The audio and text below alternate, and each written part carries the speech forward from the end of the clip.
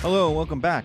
My name is Dr. Christopher Gennari, and in this episode we do the Industrial Revolution, Part 2, the responses, communism, romanticism, and liberalism. Well, the most important response is from Karl Marx and Friedrich Engels. The idea of socialism, communism. Seen in Kapital, Marx's gigantic book. Oi, he can write. He's very German.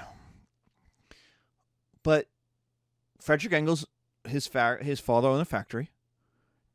Karl Marx, they watched what was going on in Britain, and they were horrified by it. Because in capitalism, those who own the capital make the money. Everyone else toils for scraps. If your child is sick and you can't go into the factory to push that button, that red button, what happens? You're fired. You lose that job. Well, you have a sick child. Someone had to take care of that child. Tough. Well, I needed a job to buy the food to feed the child. Tough. But I needed a job to pay the rent, and the rent is due. Tough. Capitalism doesn't give a shirt about you. Oh, it'll sell you a shirt, but it doesn't give a shirt about you.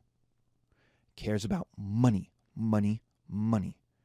And Marx and Engels are looking at this. And Engels is like the Buddha in this, because remember, the Buddha starts as a rich guy. He's the son of a prince who sees the toil of poor people and says, oh my God, why do I have so much and these people have so little?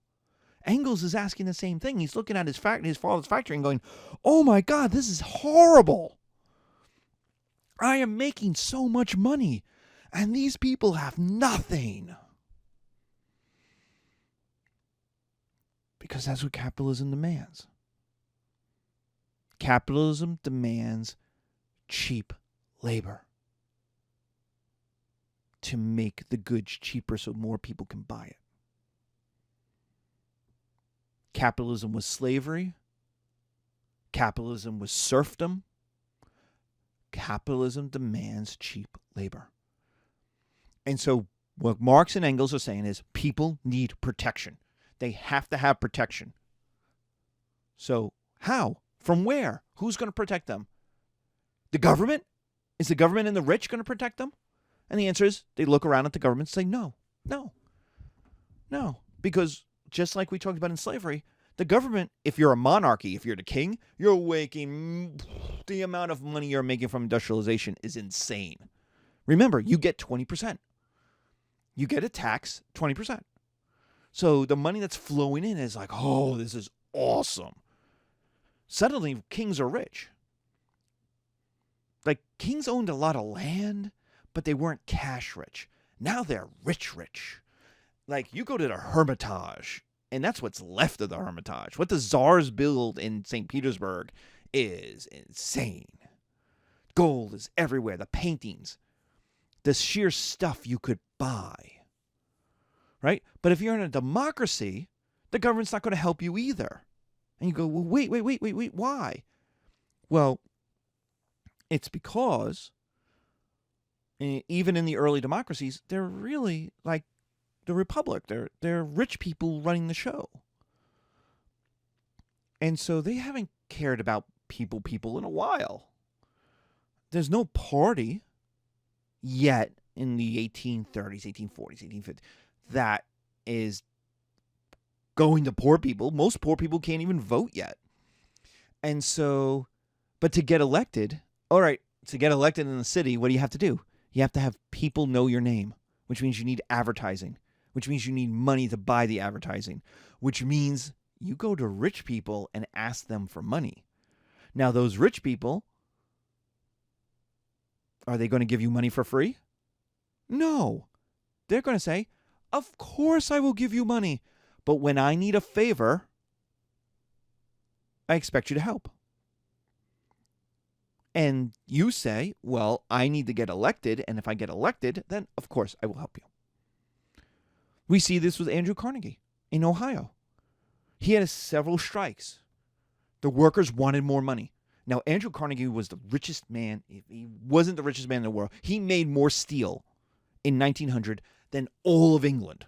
His factories in Pittsburgh and Ohio made more steel than all of England combined.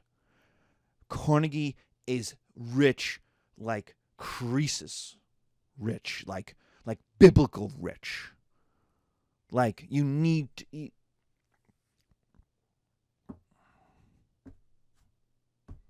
He just is. He's insanely rich. And his workers in these factories were demanding more money because they were poor. So they went on strike, and they're marching, and they're striking, and they're making the line, right? So the first thing is you bring in scabs. You bring in workers who will work for even cheaper to replace those workers, those good-for-nothing, ungrateful workers. Well, what did the guys on the line do? Well, they beat up the scabs, right? Because now you got fights. Now look at what's happening. You got fights between poor people and other poor people.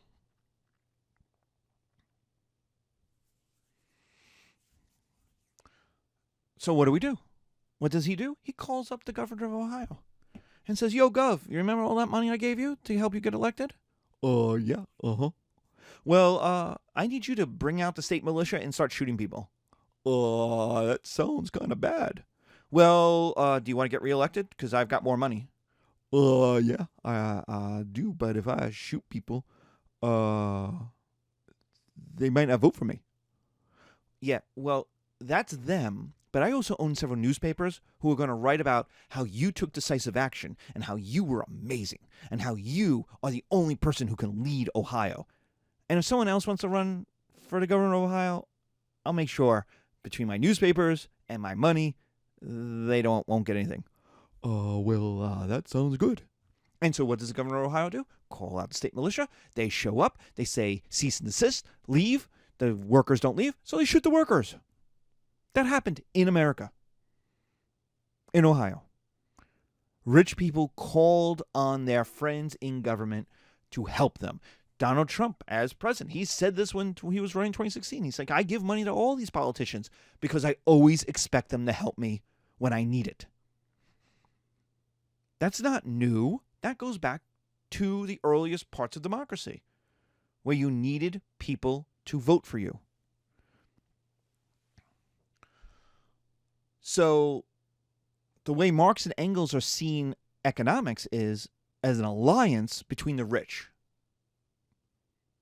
the king, the nobility, and the factory owners, or the elected government and the factory owners. Either way, it's the rich helping the rich. So who's going to help them? What about each other?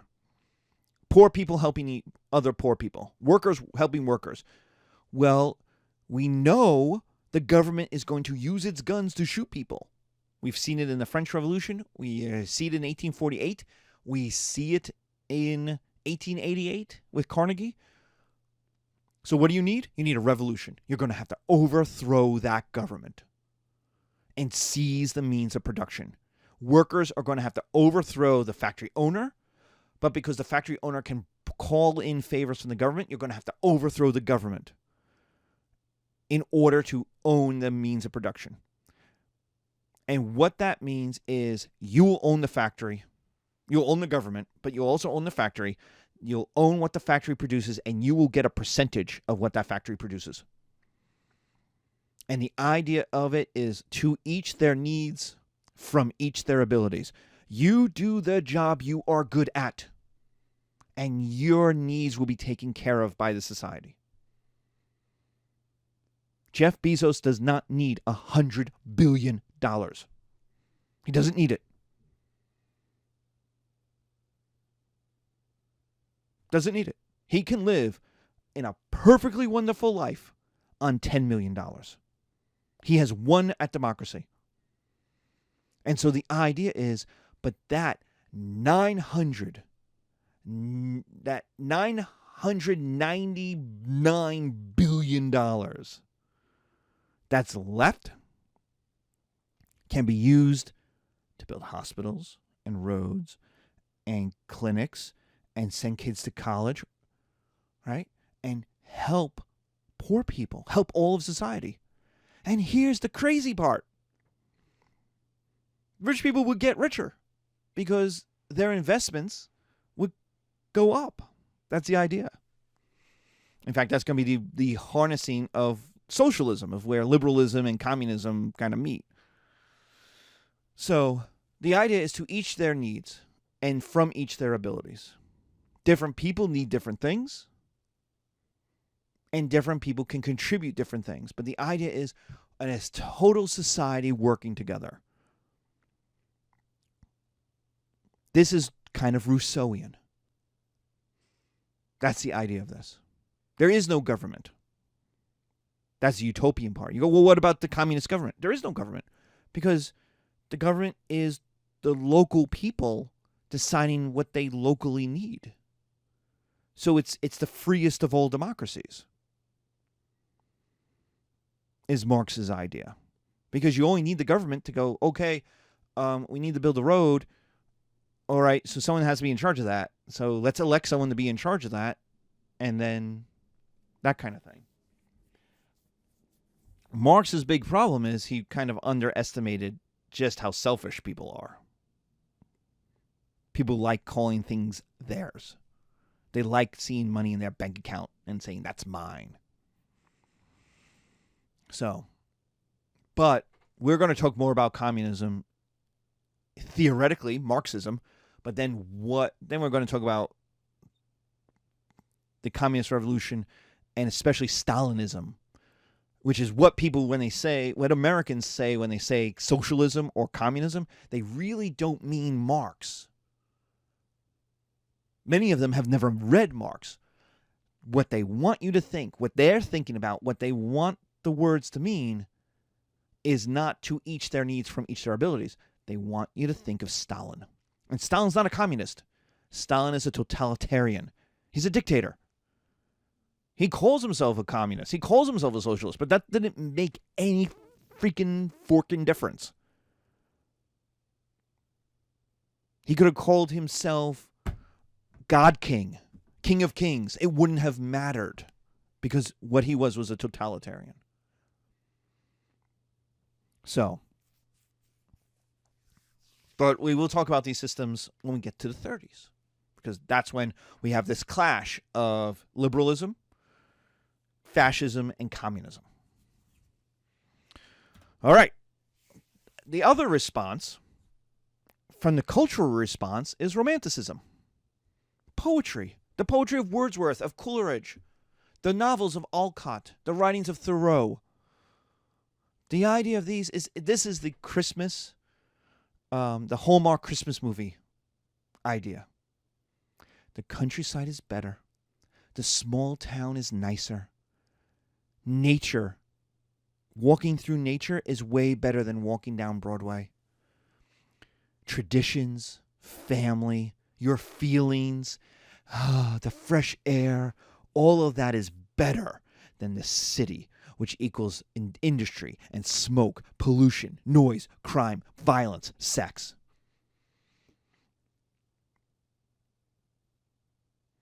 The Romanticism is saying, yeah, London exists, New York exists, but isn't the small county where you grew up so much nicer? That's where your grandparents are. Don't you like visiting Grandpa and Grandpa? Your old church is there. Hell, the old people you went to elementary school are still there. And is the city really that good? Yeah, you have money in your bank account, and you've got nice clothes, and you speak a different accent. But really, wouldn't you just rather take a dip in the swimming hole? Go fishing with a rod? You know.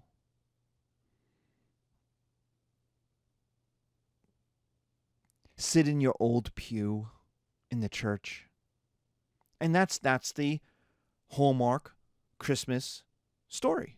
Almost all of those movies. Now, maybe they're starting to change, but for the first generation of those movies, it was always a young woman working in a soulless job in the city, being super feminist, and then she either gets fired because it's a soulless capitalism, or she has to go home to her family And what does she realize? She realized George, the boy she dated briefly but wasn't really interested in high school, is now a sexy carpenter.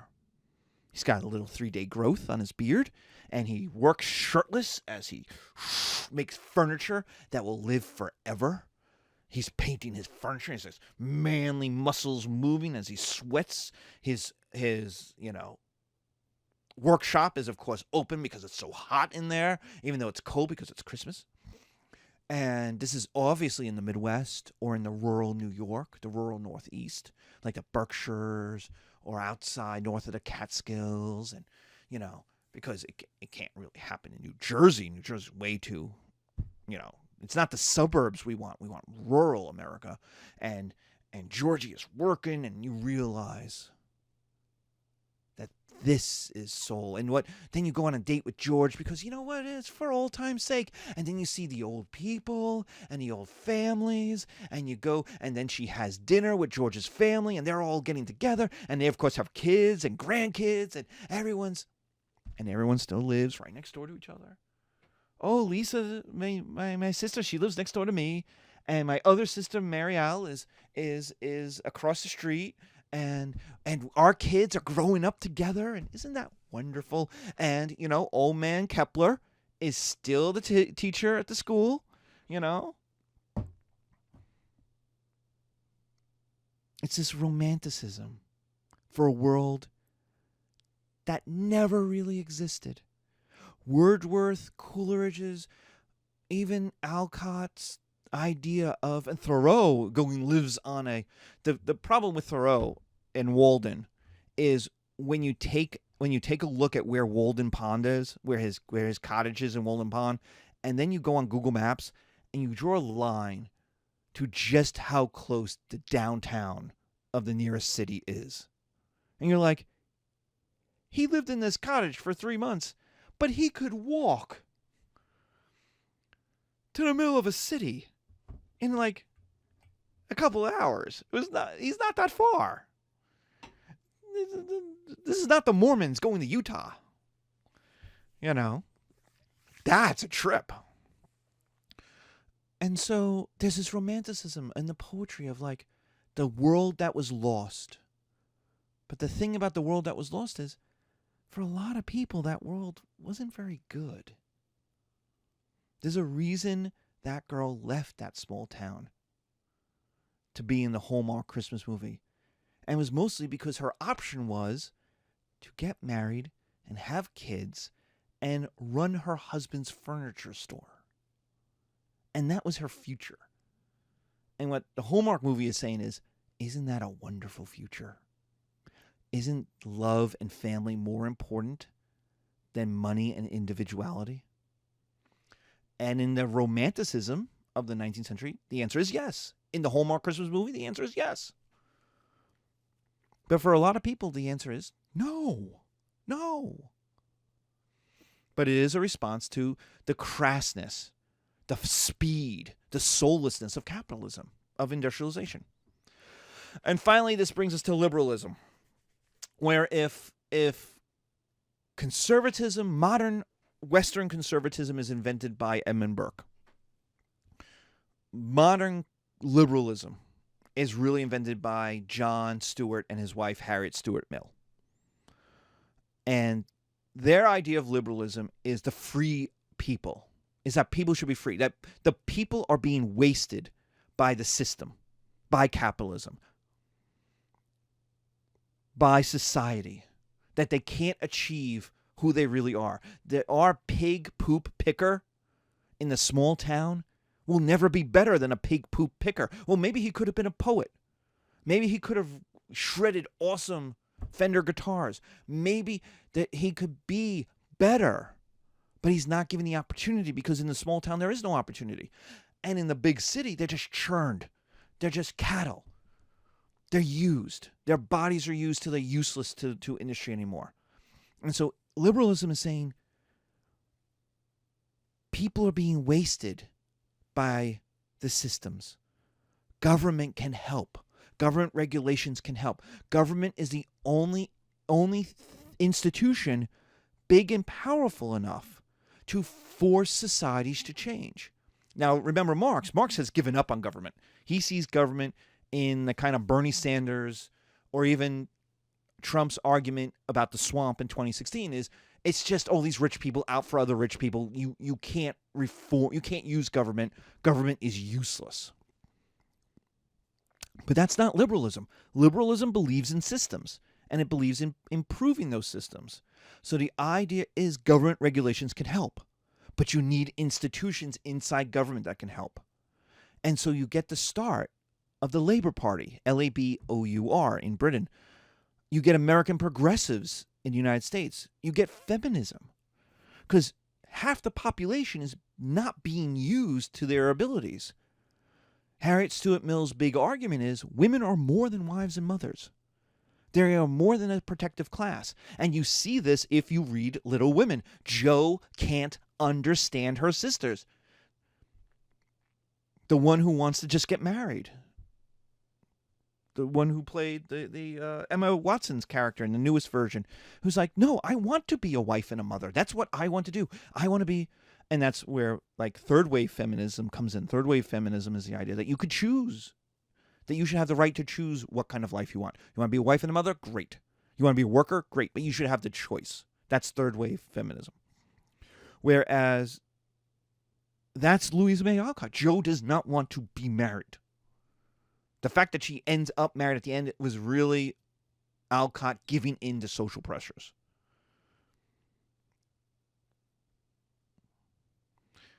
But the idea was all of these women's potential is being wasted because they have to be wives and mothers.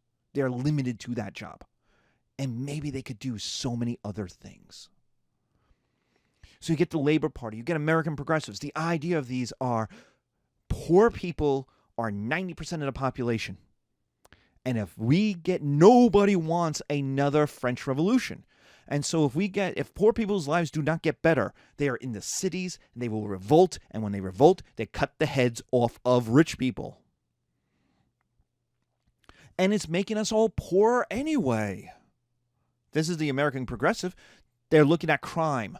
They're looking at prostitution. They're looking at people being wasted and ruined by capitalism. And they're like, they're all rich people. American progressives are all rich people. Looking at, it's Teddy Roosevelt, looking at, one of the richest men in America, looking at this and going, this is awful. And if we don't fix it, we are not only wasting people's lives and ruining generations of people, we're setting ourselves up for revolution. We're setting ourselves up for another French Revolution.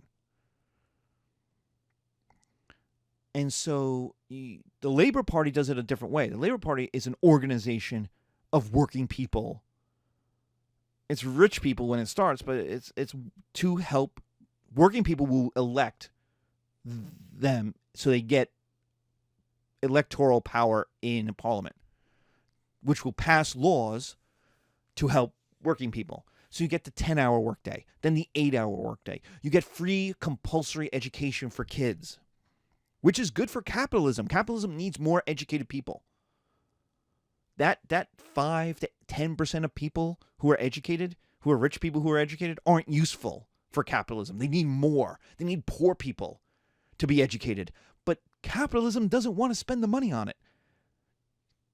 Disney doesn't want to train artists from scratch, from the age of 4, and teach them everything about math and how to home cooking and how to be married and science. And it doesn't teach everybody everything.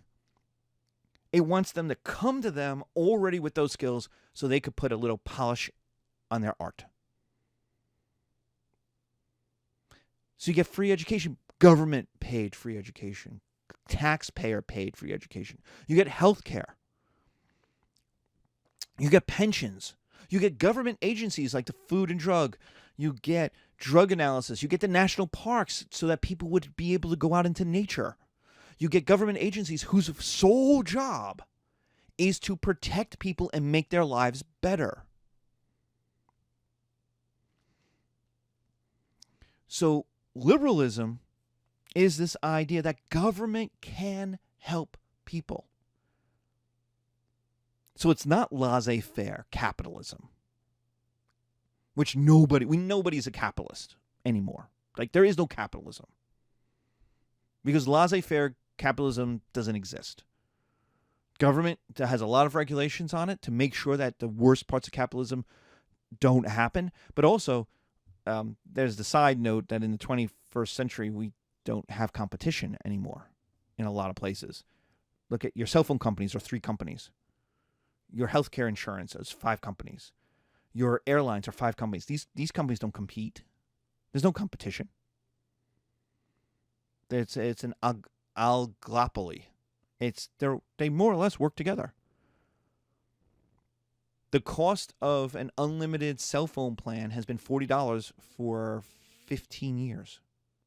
Why? Because T-Mobile made it $40, the other companies matched it, and it's been that way forever. Done. So everybody knows capitalism is bad. Everybody knows it. Everybody knows unregulated capitalism is just bad. Unregulated industrialization is just bad. The romantics know it, and they long for the nostalgia of the countryside. Liberals know it because they think poor people will eventually revolt and burn everything down. And Marx knows it because he sees the people. Marx and Engels are seeing the people be exploited, and the only solution they can come up with is burning everything down. So everybody is, the few people who are totally think this is great are rich people who are benefiting from the system. But the American progressives and Labor Party tell you not all rich people, because they're looking at the longer game going, this is terrible. And even capitalists, once the depressions happen, once the recessions and depressions happen, because now you're not reliant on nature and rain to determine how much money you're going to make, because that's the crops. Now it's overproduction versus underbuying. It's growth that's the problem. And we're going to see every 15 to 20 years, there's a depression. In the 1870s, in the 1890s, in the 1930s. And since 1975, since 1972, there's basically been one every 10 years. There's 1971, the energy crisis. There's the 1979 energy crisis and recession. There's the 1988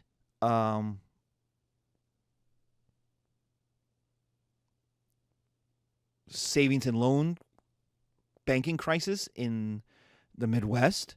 There is the stock market collapse, the tech boom, the tech bust in the late 90s. There is the depression of 2010, the complete financial collapse of the system, which people seem to forget, especially people within the financial system seem to forget. It's like, and so we're due for another one. That didn't happen when your economy was 90% agricultural. You didn't have a bust every 10 years. So, all right. So that's what we're going to do. In our next episode, we're going to talk about imperialism, where Europeans go off and conquer the world. So who wins the world? Our big question from the start of this semester was the Europeans. Surprise, surprise. And we will pick up there. So be careful. Good luck.